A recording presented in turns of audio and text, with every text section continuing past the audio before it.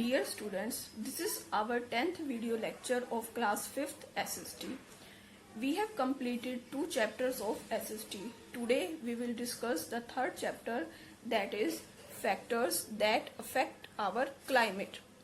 वो वाले factors जो हमारे जलवायु को प्रभावित करते हैं.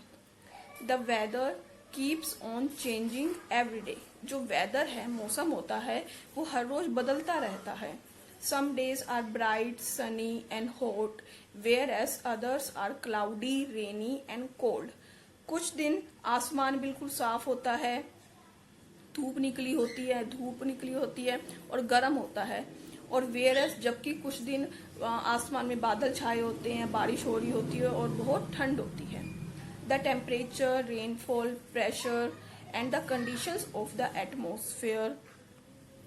तापमान कितना है, कितनी बारिश हो रही है, और एयर प्रेशर और एयर का कितना दबाव है. And the conditions of the atmosphere, और वातावरण की क्या स्थिति है, क्या कंडीशन है of a particular place over a short period of time is called the weather. किसी भी एक पर्टिकुलर प्लेस की, एक जगह की थोड़े समय के लिए उसे क्या कहते हैं, वेदर, मौसम कहते हैं. The study of weather conditions is known as meteorology. और weather की जो मौसम की जो स्टडी होती है वो किस नाम से जानी जाती है, that is known as meteorology. The kind of weather that a place has over a long period of time is called the climate. किस तरह का मौसम है एक प्लेस में बहुत लंबे समय के लिए, वो क्या कहलाता है, वो कहलाता है जलवायु कहते हैं उसे. बच्चों, वेदर किसे कहते हैं, कोई भी एक पर्टिकुलर प्लेस की थोड़े समय के लिए वहां पे जो एटमॉस्फेयर की, वातावरण की क्या स्थिति है उसे मौसम कहते हैं. ये जो मौसम है ना, ये बदलता रहता है. ये 1 घंटे में भी बदल सकता है, कुछ मिनटों में भी बदल सकता है. जैसे आपने देखा होगा कि एकदम आसमान में बादल आ जाते हैं, उसी तरह थोड़ी ही देर में धूप निकल आती है.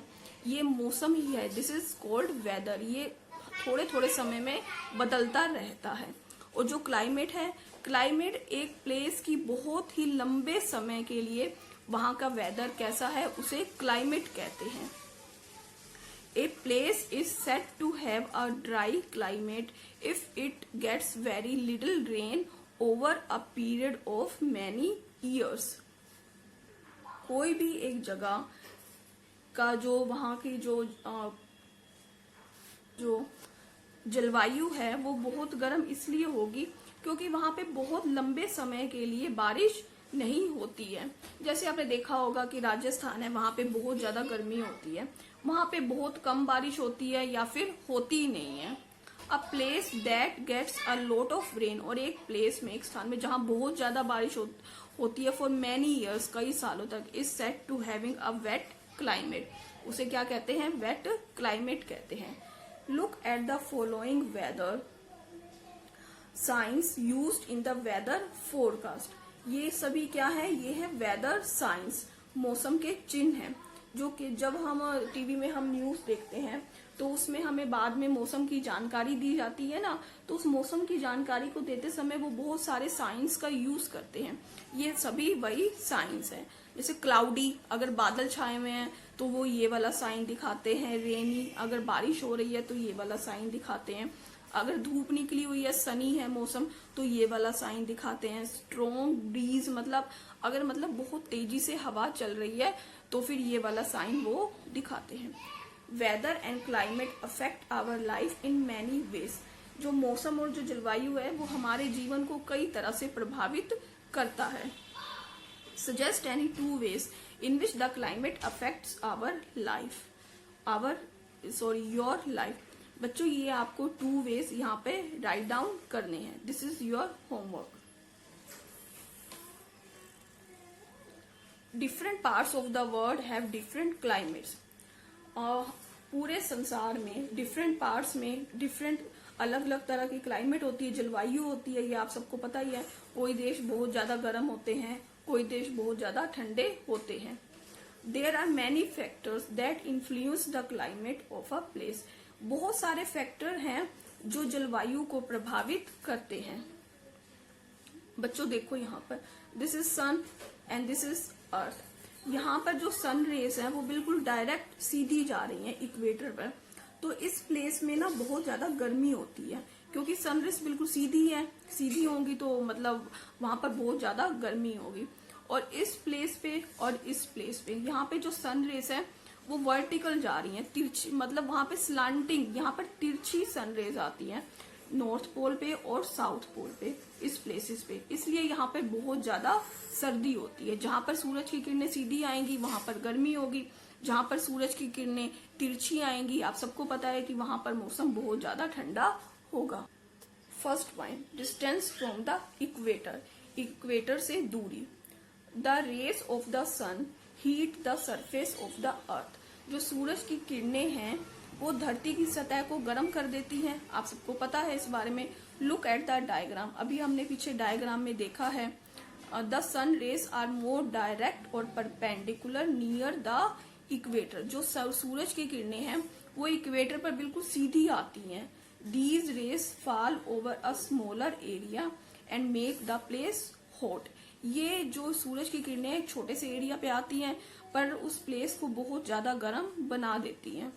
The closer a place to the equator the hotter is its climate. जितना भी कोई प्लेस इक्वेटर के जितना पास होगा उतना ही वो गर्म होगा। क्यों होगा? क्योंकि वहां पे सनरेज बिल्कुल सीधी आती है। As we move away from the equator, जैसे ही हम इक्वेटर से मूव करते हैं कहाँ, towards the poles, the temperature goes on decreasing. जो टेम्परेचर है, तापमान है, वो कम होता चला जाता है। Near the poles the rays of the sun are more slanting. Poles की तरफ जो सन रेस है वो स्लांटिंग मतलब तिरछी हो जाती है। They spread over a much larger area, वो बहुत बड़े एरिया में फैल जाती हैं सूरज की किरणें। And have to travel a longer distance, और उन्हें बहुत लंबा डिस्टेंस ट्रेवल करना पड़ता है। This further reduces the heat carried by them, इसलिए वहां पर हीट जो है सूरज की किरणों की जो गर्मी है वो कम हो जाती है। Thus the 3 climate zones are, 3 climate zones कौन से हैं? First one is torrid zone, temperate zone and the frigid zone. These 3 are zones, climate zones. First one is torrid zone. This zone lies between the Tropic of Cancer and the Tropic of Capricorn. ये Tropic of Cancer और Tropic of Capricorn के बीच में ये torrid zone है। The climate here is hot and humid. यहाँ पर जो वातावरण है वो बहुत गर्म और नमी वाला होता है। Second one is temperate zone. This zone lies between 23.5 degree to 66.5 degree in both the hemisphere. कौन से 2 हेमिस्फीयर है? Northern hemisphere and southern hemisphere में। नदर्न और हेमिस्फीयर और सदर्न हेमिस्फीयर में ये जोन 23.5 डिग्री से 66.5 डिग्री के बीच में है।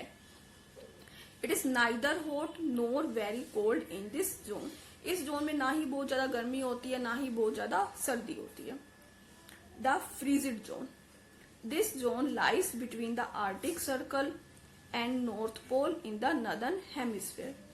इन नदर्न हेमिस्फीयर में ये जोन फ्रीजिड जोन कहाँ है? आर्टिक सर्कल और नॉर्थ पोल के बीच में।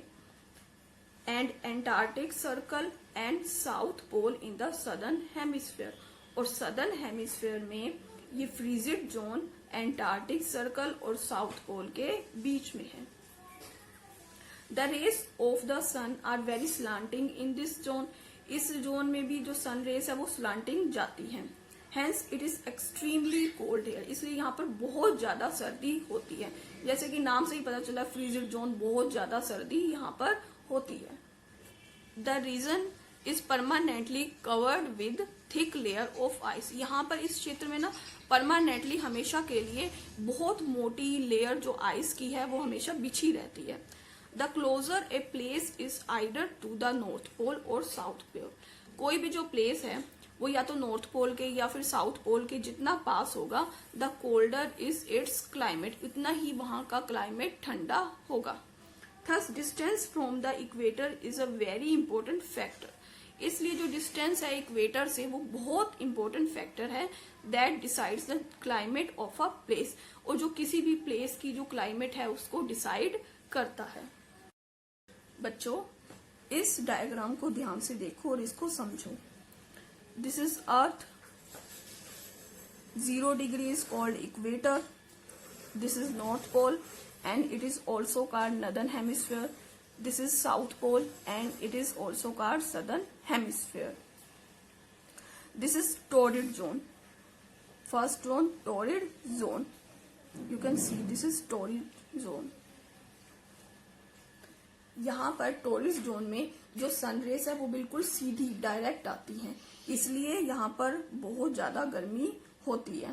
You can see this is Tropic of Cancer. ये जो ट्रॉपिक ऑफ कैंसर है ना, ये इंडिया के बिल्कुल बीच में से होके गुजरता है, Tropic Cancer. This is north temperate zone, this is south temperate zone. North temperate zone, this is south temperate zone. This is between 23.5 degree north to 66.5 degree north.